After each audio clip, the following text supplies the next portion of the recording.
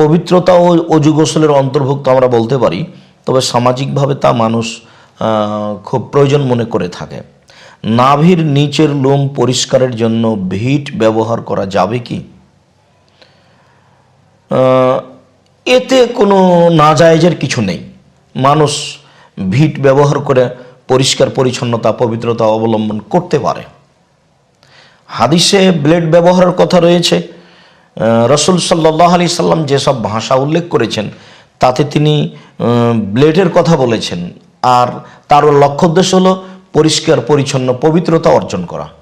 মাধ্যম জিনিস জরুরি নয়। আয়েশা রাদিয়াল্লাহু তাআলা আনহা বলেন, নবীগণের বৈশিষ্ট্য 10টি। নবীগণের বৈশিষ্ট্য 10টির একটি হচ্ছে কাসুস শারিব, মুছ কেটে ফেলা। কাসুন এখানে কাটার জন্য ব্যবহার হয়েছে শব্দটি, চেঁচে ফেলার জন্য নয়, যার কারণে উত্তম হবে মুছ কেটে ফেলা, চেঁচে ফেলতে হবে না। দ্বিতীয় তিনি বলেছেন ওয়া এফাউল লিহিয়া, দাড়ি বড় করা। দাড়ি চেঁচে ফেলাও যাবে না, দাড়ি ছোট করাও যাবে না। চেঁচে ফেলে যারা, তাদের পরে আল্লাহর পক্ষ থেকে অভিশাপ হবে, কেননা এটা নারী ও পুরুষের পার্থক্যের বিষয়। নারীদের দাড়ি না থাকা হচ্ছে পরিচয়, আর পুরুষদের দাড়ি থাকা হচ্ছে পরিচয়।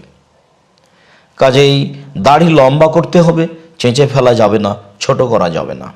3 অসেওয়াক, মেসোয়াক করতে হবে। নবীগণের বৈশিষ্ট্য মেসোয়াক করা। রাসূল সাল্লাল্লাহু আলাইহি সাল্লাম 5 ওয়াক্ত সালাতে মেসোয়াক করার জন্য জোরালোভাবে বলেছেন। তিনি বলেছেন, আমি ভারী মনে না করলে ফরজ করে দিতাম। ওয়াইস্তানে শাকুল মায়ে, পেশাব পায়খানার পরে পানি ব্যবহার করে পবিত্রতা অর্জন করা নবীগণের একটি বৈশিষ্ট্য। অকাসুল আজফারে, নখ কেটে ফেলা নবীগণের বৈশিষ্ট্য। পুরুষ নারী সকলকেই নখ কেটে ফেলতে হবে, কেউ নখ বড় রাখতে পাবে না। যেসব নারীরা নখ বড় রেখে সাজিয়ে রাখে তারা রাসূল সাল্লাল্লাহু আলাইহি সাল্লামের আদর্শকে উপেক্ষা করে, এবং এইটা একটা আদর্শ হিসাবে নেহায়াত অন্যায় কাজ। আর নখ বড় রেখে নেইল পালিশ ব্যবহার করা, এটা ইহুদি খ্রিস্টানদের পতিতালয়ের মহিলাদের বৈশিষ্ট্য। খুব সাবধান। যেসব দিনই মুসলিম বোন আপনারা নখ বড় রাখেন তাদের ব্যাপারে আমরা খুব জোরালোভাবে বলছি, ভুলে আপনারা এমন নোংরা আদর্শ গ্রহণ করবেন না। নখ বড় হওয়ার সাথে সাথে তা কেটে ফেলবেন। ও গাসলুল বারাজেম, অজু গোসলের সময় হাতের গিরাগুলিকে ভালোভাবে ধৌত করতে হবে। এইটি একটি নবীগণের বৈশিষ্ট্য। অনাথফুলিবেতে, বগলের লোম উপড়িয়ে ফেলতে হবে।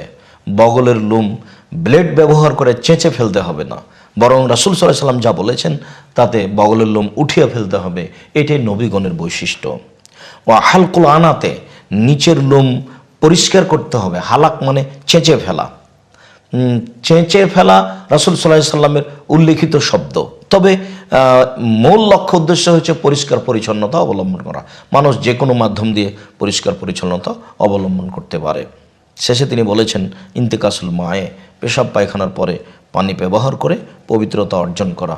10মবারে তিনি বলেছেন যে আল মাজমাজা, অজু করার সময় কুলি করা। আশা যে আমরা বিষয়টি বুঝেছি। যেটি আমাদের আলোচনার সাথে সম্পৃক্ত তা হচ্ছে ব্লেড ছাড়াই যে কোনো মাধ্যম দিয়ে আমরা পবিত্রতা অবলম্বন করতে পারি। আশা যে আমরা বিষয়টি খুব ভালোভাবে বুঝতে পেরেছি। আল্লাহু আ'লাম বিসওয়াব ওয়া সাল্লাল্লাহু আলা নবী ওয়া সাল্লাম। আসসালামু আলাইকুম।